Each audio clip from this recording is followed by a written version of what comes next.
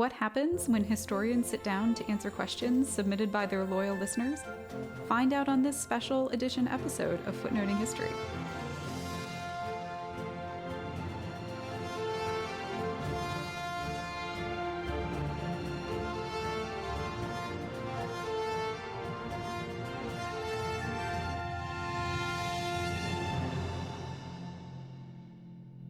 Hi, everyone, and welcome to a special edition episode of Footnoting History. I'm Kristin, one of our co-producers. And I'm Christine, the other co-producer. And today, we're doing our first ever Q&A episode. You may remember that for a few weeks, we solicited you for questions for this episode. We talked about it at the front of episodes we released, and we posted about it on social media. Well, we reviewed all of your submissions, and we think we've put together a pretty good episode, which is only because you all asked us some fun questions. Even though you'll only be hearing our voices in this episode, all of us, that's Christine, myself, Lucy, Josh, and Samantha, we all contributed answers. We're doing it this way because we thought it might be overwhelming for everyone to answer everything and for all of us to be talking at once. As it is, it'll probably be longer than a standard episode, but we're okay with that because we really wanted to take the time to go through these questions. And if you'd like to hear your version of the episode in the more usual time frame, well, that's what the speed and a half setting is for. Absolutely. So let's get started. But please know that we are thankful for every one of you who sent us something. Do you want to read the first question or should I? Well, I did the intro, so I think you should read the first question, and I'll give the first answers. How's that? Works for me. Okay, so our first question is from Heather. Hello, Heather. Yes, hello, Heather. Thank you for being the first person to submit a question to us, which is why I've made sure that yours is the first answered. That made sense to me.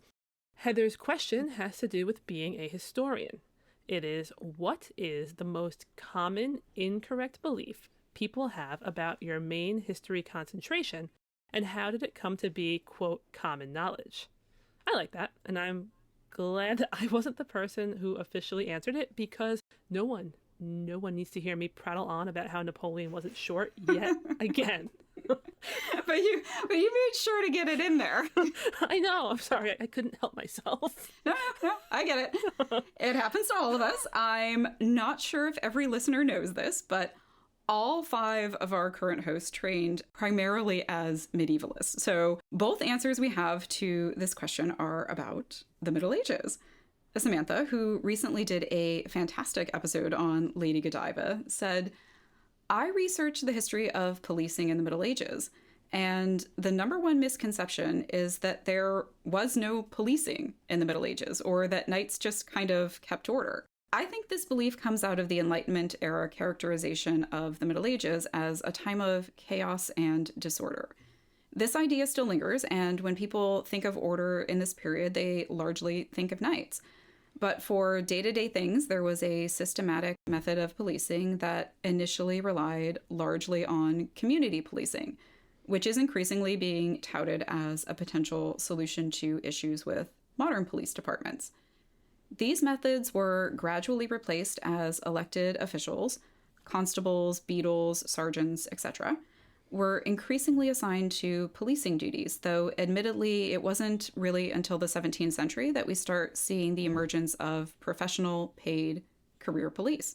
I remember when she was doing her dissertation, I didn't know much about medieval policing, but it was really interesting to learn about it. And of course, the world thinks the Middle Ages was all chaos and darkness, right? So that makes sense that thinking there was no form of policing would happen. Yeah, I didn't realize the extent of it either. Sam told me. Josh had an interesting answer too. I'm going to read that one. And if anyone out there listened to his episodes on events like Prester John, the mystery man of medieval Christianity, you won't be surprised that it has to do with religion. Mm-hmm. Josh told us, it's pretty hard to answer this question. I study the papacy and how it tried to enforce orthodoxy, meaning correct belief, in places outside of Europe in the 14th century. And by outside of Europe, I mostly mean West Asia and Far East Asia. My dissertation explored, for example, two new archdioceses that the papacy created in 1307 and in 1318. The first was called Kaobali, and it was centered in what is now Beijing, China. Pope Clement V created this archdiocese after a guy named John Montecorvino, who worked in that region. He wrote to the Pope and told him about all of the conversations he had secured and all of the churches that he had built.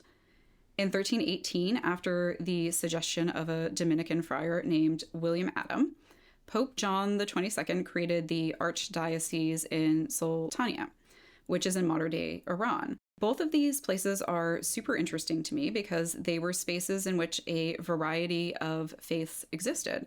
Of course, we can talk about Islam, Christianity, and Judaism sharing that space, but what's more interesting to me is that there were different varieties of Christianity occupying those spaces.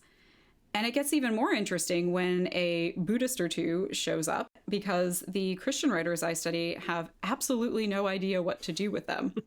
So anyway, there's not really a misconception, because 99.9% of people who I've talked to, even experts in medieval history, have no idea that these archdioceses existed or that the papacy took direct action to try and police the orthodoxy in these places.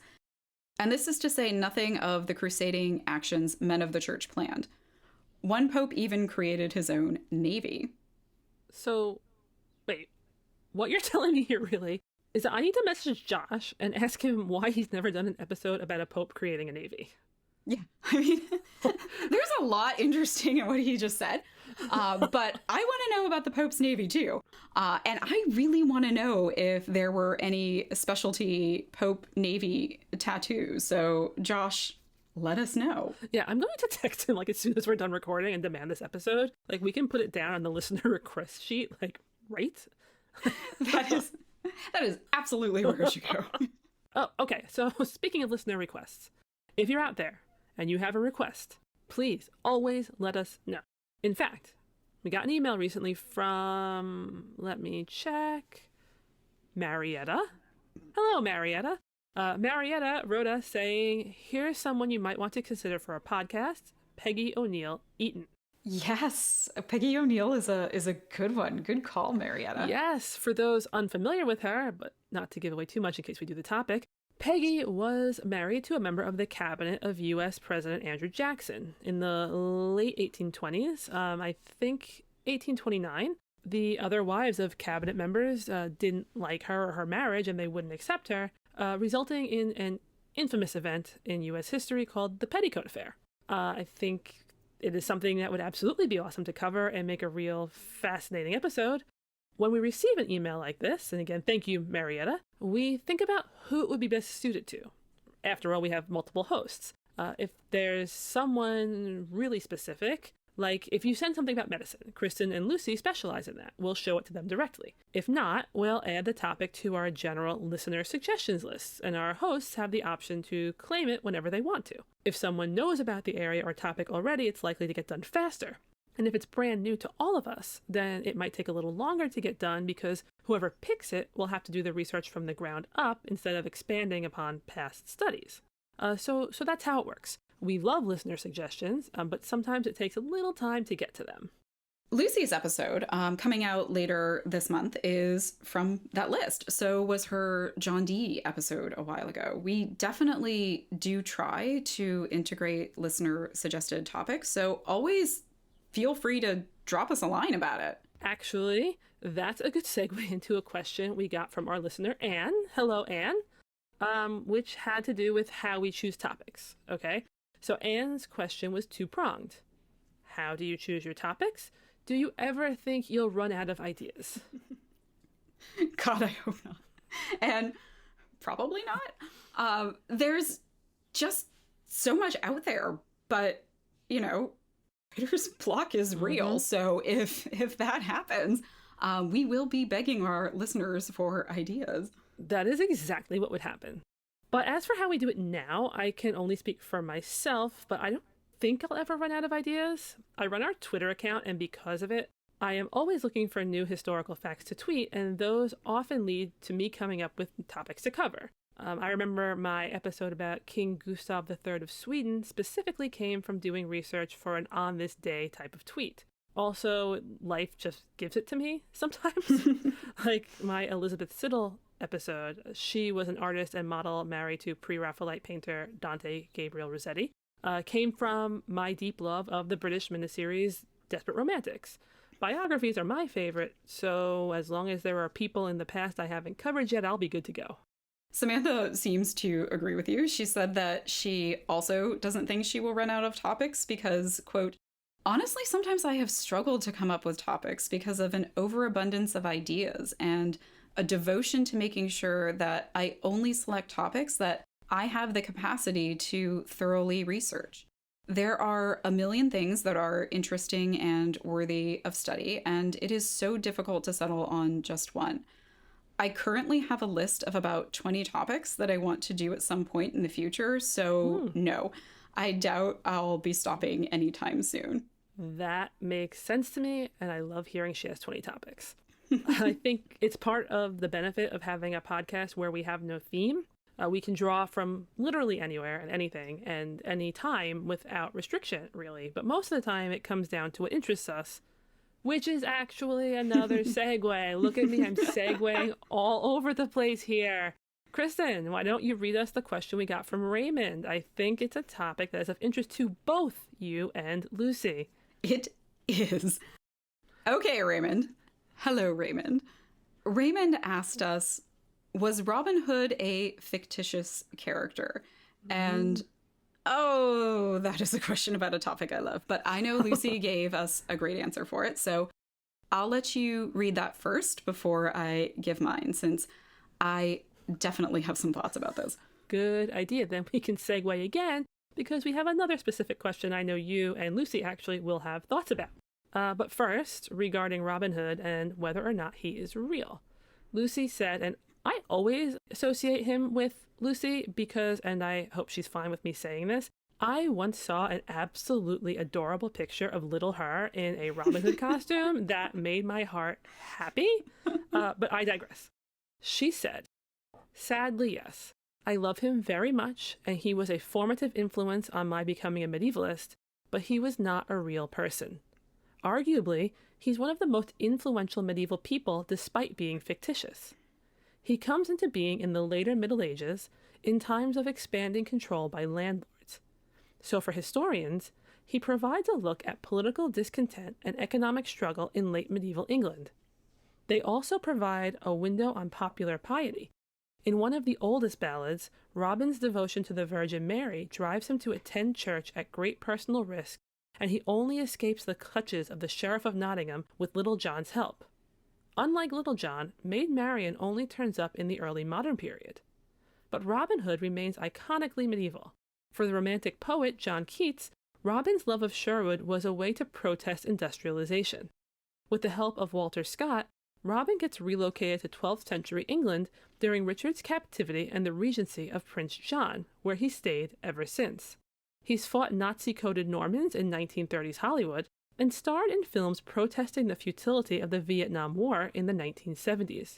So fictitious though he is, he continues to be irresistibly compelling as a figure of contemporary social criticism, as well as an inhabitant of the imagined Middle Ages. That is such a good answer, which is exactly what I expected from Lucy on this topic. Mm-hmm. And as you mentioned, of course, I also have thoughts on Robin Hood. So I will add to this that there have been some really imaginative ways of trying to find a person who was the real Robin Hood, who he could have been based on. And I'm doing air quotes, but only Kristin can see them. So you're welcome, Kristin. There are some judicial records that some people have interpreted as being about a real Robin Hood. Let me preface the rest of this with probably not, but here's the deal. There is a record of the assizes at York from July 25th, 1225, that recorded the fines handed down at Michaelmas, which is a feast day at the end of September, generally an end of harvest celebration time and one big marker in the medieval calendar year. people are paying their taxes and their servants' salaries, and it's a time when the courts would meet. And these Michaelmas fines were recorded in the Exchequer, which is the Central Finance Bureau of England. And assizes were court sessions in England. So, in this assize record from York, there is a record of a fine for 32 shillings 6 for the chattels, or the stuff, of one Robin Hood, H-O-D, fugitive. The account was carried forward into the following year when they gave him the name Hobhood, and they indicate that he had been a tenant of the Archbishop of York. Hob was a familiar form of Robert, according to the Middle English Dictionary. It was also a name for just the common classes. There are other people with the name Hood, but they're not fugitives. So maybe that's him? There is another note in the King's Remembrancer's Memoranda roll. Say that 5 times fast. I'm not. It's another Exchequer account, and it's from Easter of 1262 that mentions the pardoning of the Prior of Sandalford for seizing without warrant the chattels of one William Robhood, R-O-B-E-H-O-D, fugitive. The Prior apparently just took this guy's stuff when he went missing and didn't stand for trial, and the Prior was supposed to wait until the king gave him the go-ahead, but he didn't. Turned out okay for the Prior, though. Historians cross-reference this with the role of the Justices of the Eyre in Berkshire in 1261, and this record talks about a criminal gang being outlawed, including one William, son of Robert Lefebvre, whose chattels were seized without warrant by the Prior of Sandalford. So this William is probably William Robhood, and somebody just changed this guy's name in the records. It's all kind of convoluted, and it's a bit of a stretch. Neither of these guys seems to have had any kind of spectacular criminal career, so if they are Robin Hood, the original one was kind of a mediocre outlaw and doesn't perhaps really warrant a legend. But really, there are lots of Robin Hoods in the records because real people did often take his name because of the stories, and there are lots of Little Johns, too. What most historians think this all really tells us is that the legend of Robin Hood was circulating in the early part of the 1200s, so long before it actually got written down. So that's the tea, Raymond. Wow. Yep. Yeah, that was awesome from both of you. My Robin Hood knowledge is limited to having a classmate do his BA thesis on the topic, seeing several of the films, and visiting Nottingham, which was a great experience. And if you, dear listeners, ever go, you must take a picture with the Robin Hood statue that I assume is still there, especially if your name is Raymond. Yes. Do we have another question set up, or do you want me to keep talking about Robin Hood? Yes. Should we change the order of questions I have here to try and segue again and keep up our trend, or do we want to go in the order I have them listed and stray from the segue path? Let's be wild and stray from the path. Okay, here's one I have an answer for, so you read it. Oh, this is another good one. I forgot we had this one. All of these questions were, by the way, so fun for us to read. This one comes from Ellie. Hi, Ellie. And it is, do you think that you have to like an historical person or era in order to enjoy studying it? I have such huge thoughts on this, but I'm going to share Josh's first, because maybe by the time I finish that, I will give an answer that isn't a stream of consciousness. So Josh first. Josh said, absolutely not. People ask me all the time if I'd ever travel back to the Middle Ages, and the answer is always no. I'd never want to visit. I love modern medicine and modern conveniences way too much. I also wouldn't want to hang out with any of the popes of the Middle Ages either. They seem like real jerks most of the time. I can't imagine going to a punk rock show with Innocent III and having a good time. Actually, maybe I'd take him to a Gwar show and turn his reactions into viral TikToks. He'd be so mad, and his vestments would get covered in all of that, quote, fluid they shoot out during their shows. I Googled, side note, Christine here, I Googled guar after he mentioned this to me, and let's just say I can't unsee it. Anyway, I would just LOL until I fell over from stomach cramps. There are a lot of super interesting people who do super interesting things, but at the end of the day are absolutely awful people. Comes with the territory of being human, I suppose. I am not going to Google what you just said, so Don't. Thank you. I probably would have. But so I'm gonna take a moment here and imagine Innocent the Third as a viral TikToker, probably trying to sell me on some baked pasta dish with feta. But oh gosh. Okay, I'm good. Now I'm gonna hear your answer. Oh, it won't top that one. I can't even begin to think of what that would look like. Other than that, it wouldn't be pretty. But you're right. I also agree with Josh. I definitely say that I love Henry II and Richard III, but does that mean I approve of them? No, it means reading about them is engaging and interesting, but I do kind of like some things that they did. I find them fascinating enough to read about. Right. Better examples are probably that I studied the French Revolution and definitely don't agree with executing all those people. And I studied Bonnie and Clyde for a bit, but in no world do I approve of what they did or think that they were great people. Much of what they and other historical figures, did was appalling. And most listeners out there know that I love the Bonapartes so much. But do I agree with everything any of them did? Certainly not. I think for me, often when I say I love this person / era, what I mean is really I do not live in the same era, so I can look at it and be intrigued by the actions of people in it and the cultures they lived in and always want to know more. It's a good question, Ellie, because I've often heard people think if you study someone, you have to like them as people, and that's just really not true. Yeah, it definitely is not. No. I do a lot of work with the history of religion in the medieval West and the history of witchcraft persecutions, and it's a lot of people writing from the perspective of religious intolerance, and it's a lot of inquisitors. And I gotta say, I do not like most of the people that I read about. Mm-hmm. But I don't think that lets me off the hook from trying to understand them. Sometimes you do come across someone that you'd like to have met, but even then you don't have to agree with their decisions. It can be out of curiosity. Mm-hmm.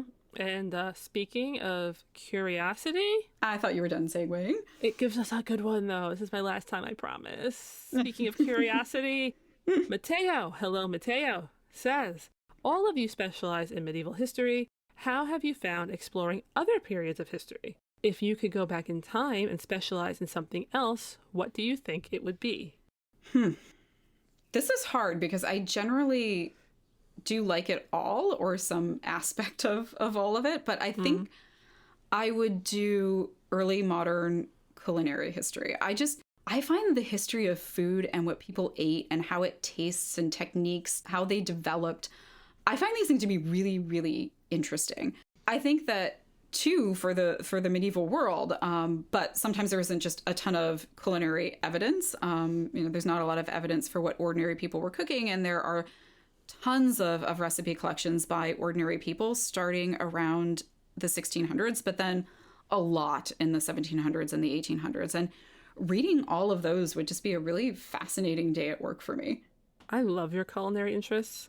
Patrons have benefited from this because we've shared some recipes you've translated in our patron exclusive newsletter, which, yes, that is a plug.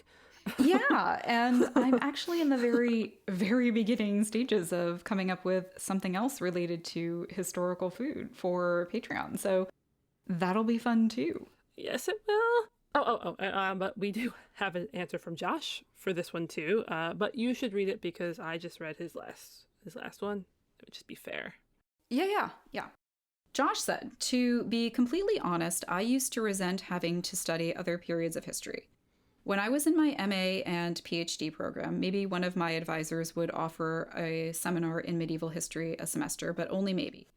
So I got stuck having to take seminars in other fields, but especially modern world history. I swear to Cleo herself that if I had to hear one more conversation about the flow of silver to China, my head was going to explode. I love world history as a field, but hoo boy. I hope I did that justice, Josh. But boy, does a lot of it rely on economic history, and that's a great way to put me to sleep. Though, as Christine can tell you, it doesn't take much to get me to fall asleep in random places and at random times. So it's just true, like, little known fact, to take a nap you didn't plan on is to josh. As in, I meant to get some work done, but then I joshed on the couch. Instead, please make that a thing. I did not know that, but that is awesome. Little did I know there is an official name for all of my unofficial naps. Anyway, he continued. My attitude changed when I had to start teaching the US and world history surveys for my job. My teaching style relies a lot on enthusiasm, and if I couldn't find ways to get excited for these histories, but especially US history, I wouldn't last long in the classroom. If you've listened to my episodes, you've probably learned that I like weird religious stuff. And now, having taught US history for 6 years, I've come to grips with being fascinated with American Christianity.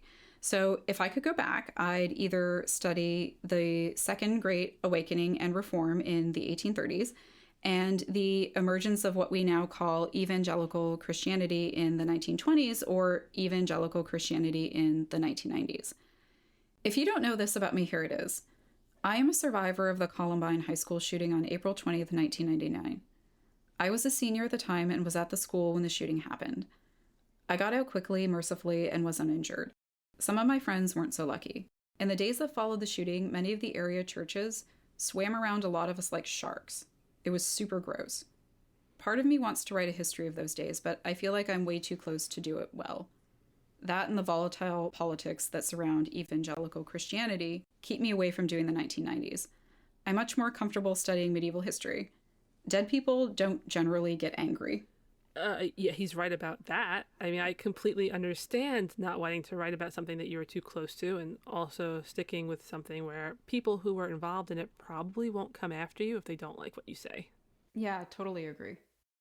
We have 2 questions here that are somewhat related. First, Ishan, hello Ishan, asked, what was your favorite episode you ever did? And then Haddon, hi Haddon, asked, are there any episodes you've done that you wish you had done differently, / think would be very different if you had done them now, / would like to change? Okay, well, I can answer Haddon's question. I'd redo my first episode, which is about King Henry II and the English going to Ireland in the 12th century. When we launched, I aimed for a tone that came across a lot more playful than it does now, and we kept things very short back then. If I were to do that topic now, I'd expand it significantly. Looking at our notes here, Lucy also answered that question. She said, and I can hear her saying this in my head. She said, if I were to redo King Arthur's Christmas, I would add more historical context, I think, in addition to the discussion of medieval Arthurian literature. Also, if I were to redo it now, I would have the chance to discuss Dev Patel and Sean Harris in The Green Knight, a deeply weird film which I really enjoyed. I, for one, love when we tie pop culture into things. That's my last edition about the pop culture stuff. But it's true. Regarding Ishan's question, Lucy, who is the only host to be with us continually since 2013, aside from myself, so has a lot of past episodes. She said of her favorite, this is so hard to choose, but I have a special soft spot for my Sherlock Holmes episode and for the 2-hander I did with Liz about queer women in Golden Age detective fiction. Because I spend a lot of time thinking and reading about Sherlock Holmes and queer women in Golden Age detective fiction, and as a medievalist, where else am I going to get the chance to talk about them? Getting the chance to do so is one of the things that makes Footnoting History so much fun. Meanwhile, Samantha, who was with us originally and took a break to finish her PhD and is now back and slaying it, said, wow, what a challenging question. We all choose topics because they're things that we are interested in or love to begin with. But I think I would have to say that my favorite to research has been my Godiva episode. I had not looked at Anglo-Saxon history in some time, and I found myself diving back into the incredibly intricate turmoil from that period once again, even if most of my research did not end up making it into the episode. It felt renewing in a way that I needed at that moment in my life. Sam's answer is great to me because it shows just how much we can still love episodes. It's not like we burn through our favorite topics at the start. We're always finding new great things that move us. Yeah, that is true. We only have a few questions left. Which one should we do first? That one there. Okay, yeah, sure. Sarah asks, what animals have influenced history? Ooh. Well, there've been a few Footnoting History episodes on animals. One that I think about a lot personally is Christina's episode on getting diphtheria medicines to this remote town in Alaska. Like, all the time I think about that and those heroic dogs. Right now I'm reading a book called Legions of Pigs by Jamie Kreiner, which first of all is just, it's an amazing title. Mm-hmm. I am really particular about the condition of my books, and my first copy arrived a little damaged, and so I had to return it. And let's just say there was a conversation with the person working the returns desk at Whole Foods. But it's so interesting. It's about how the cultivation of the pig influenced life in the early medieval West.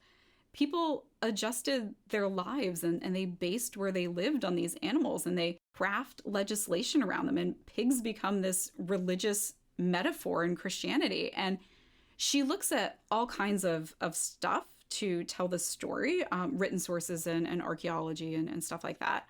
And for me, I don't do too much early medieval stuff. And so this was really interesting to me. And it's a way of telling a really good story about ordinary people, and for a time period that doesn't often have a lot of written stuff, because of pigs. Those pigs are just, they're everywhere. Yeah, that is true. Sam also has a nice answer. She told us so many animals. My first instinct is to mention pigs. I've talked about them in my classes for years, and I'm excited to read Kreiner's book. Look at this ringing endorsement for both of you. Sam said you could look at horses and the advantage they presented for the people who managed to ride them. The introduction of the first stirrup, for example, is no little thing. As someone who studies East Anglia, I also feel the need to give a shout out to sheep, whose wool transformed the English economy in the latter half of the Middle Ages. Now, in addition to the whole Pope's Navy thing, I need to add a request for you and Sam to do an episode about pigs. But, not right now, not right this minute, because right now we have a question from Charlotte. Hello, Charlotte. Charlotte wants to know our favorite historical places that we have visited and which ones we would like to visit. Lucy and Josh have answered this question for us, so whose do you want to read? I've got Josh's right in front of me, so I'll read his first. He said, I'm going to take the easy road here, but I genuinely mean it. I love, love, love Rome. I've been twice, and both times were magical. I made my first pilgrimage to the Eternal City with a couple of friends, and we went as tourists. Getting to see all of these places, which I had only read about in books, was indescribably cool. I remember walking into the Forum for the first time and trying to keep my jaw up. I probably cried like a million times on that trip, because it was so overwhelming to me in a good way, of course. The second time I went to Rome was for dissertation research, which meant having the incredible privilege of studying at the Vatican for about a week. I spent hours and hours in both the Apostolic Archive, better known as the Secret Archives, and the Apostolic Library. It was honestly a dream come true, even if the secret archives aren't that secret and less visually exciting than you'd think. The reading room was easily the most plain reading room of all the reading rooms I visited in Europe. The Apostolic Library is way prettier and generally has prettier manuscripts too. In my spare time, I just wandered around Rome and got lost. As much as one can get lost with an iPhone and a sense of direction, some have called a superpower. It's me. I call it my superpower. Humility. I love Josh. He continues, it was one of the most blissful weeks of my life. I'll never forget it. As for places I'd love to travel, take me to Ethiopia. Like, take me there now. Have you ever had Ethiopian food? Oh my goodness, it's some of the best food I've ever eaten. I am going to second Josh on this one. Mm-hmm. Ethiopian food is excellent. Josh says, I will sing the praises of Burberry Spice for longer than a Richard Wagner opera. And don't get me started on the Lalibela. If you've seen the churches of Lalibela, Google them now. I'd also love to spend time in India, Iran, Iraq, Greece, Armenia, Peru, New Zealand, Morocco, Tunisia, Kenya, Ghana, Mali, Egypt, China, Japan, and Korea. If any of you want to buy me a round the world plane ticket, I won't say no. Good to know Josh's answers everywhere. But also, I love Kenya, and I'm going to say, having been to that particular stop on his list, that it's a great one. Lucy's answer is a little more succinct. She stopped short of everywhere in the world. She went with, this is a really hard question to answer for me, partly because I'm overthinking what it means to visit. I was a visiting student at Oxford in undergrad, and I did and do adore that city. It's one of my favorite places in the world, and I've gone grocery shopping on the site where medieval parliaments were held, attended Sunday service in a vast medieval church, and ignored sublime 17th century architecture because of being stressed about essays. I've also gone back there as often as I can, a habit I plan to keep up. About a decade ago, I lived for a year in Mainz and grew very attached to the modern city on top of the medieval one I was studying. Then there's Rome, 2 times mentioned, which is indescribably wonderful. As for travel goals, I'd love to visit the architectural wonders of India.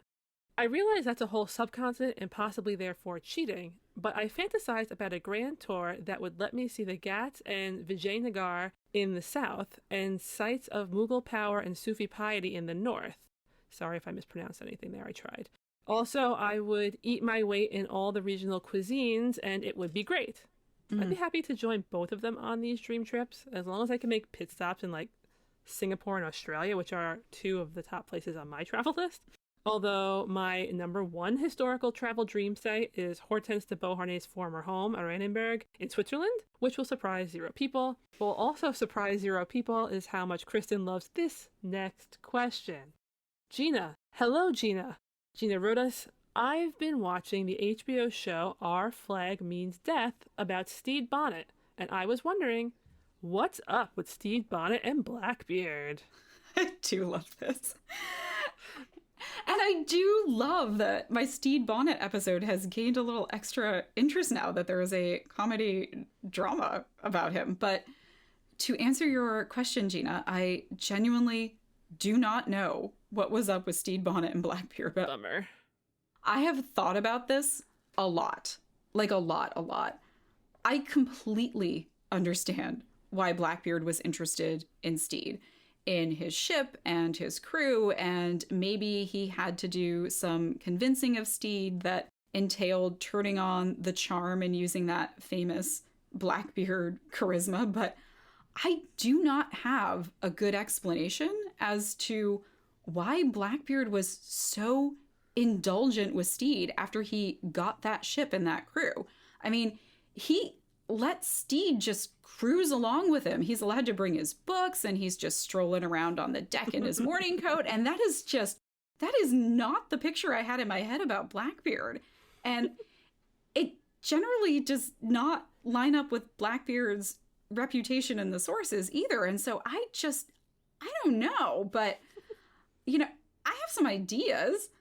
I think there was a genuine fondness there that may have entailed some attraction between the two. I have 0 evidence for this, but I really can't think of another reason why. And why not? I mean, Stede had this debonair, sophisticated gentleman thing going on, and Blackbeard was this tough, masterful pirate. And yeah, I'd watch that show. I am watching that show. It does make me sad that those 2 crazy kids couldn't work it out, but, I mean, maybe this is one of those few instances where I won't be mad if the TV version diverges from history. Aww. Lucy's our other pirate enthusiast. Like, you 2 have a lot of overlapping interests, I'm realizing. She agreed. She said, why not? And this is a classic place where TV or any sort of creative media can do different things with source material than historians responsibly can. TV writers and historians alike are interpreting the past, but we, as historians, have a professional and ethical obligation to the surviving records and the realities they represent in ways TV writers don't. So in this particular case, all we can say is, yeah, that's curious. Maybe there was an opposites attract situation. Maybe Steed had information or resources that were valuable to Blackbeard in some way. It's obvious that doing the pirate equivalent of an internship with Edward Teach, not that that was a real thing, would have been valuable to Steed. And we know that historically, some pirates did team up and sail together for periods of time, even if they didn't co-captain. As I discussed in a very early Footnoting History episode, we do have thorough and fascinating evidence for pirate crews as multiracial, and pirate ships as places where queer relationships of multiple kinds could and did thrive.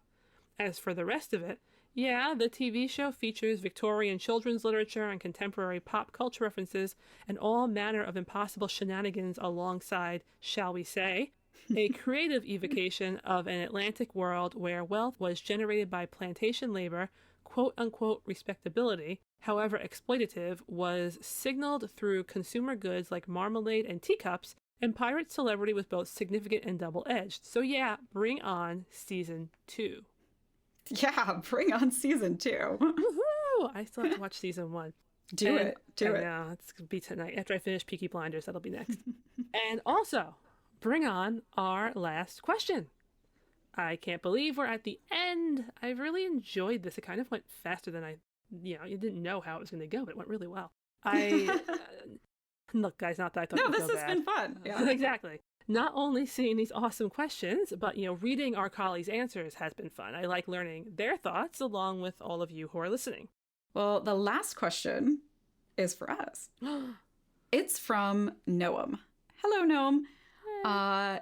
And it's about the podcast in general. Noam asks, why don't you guys put out more episodes? I love listening, but wish you guys released episodes every week.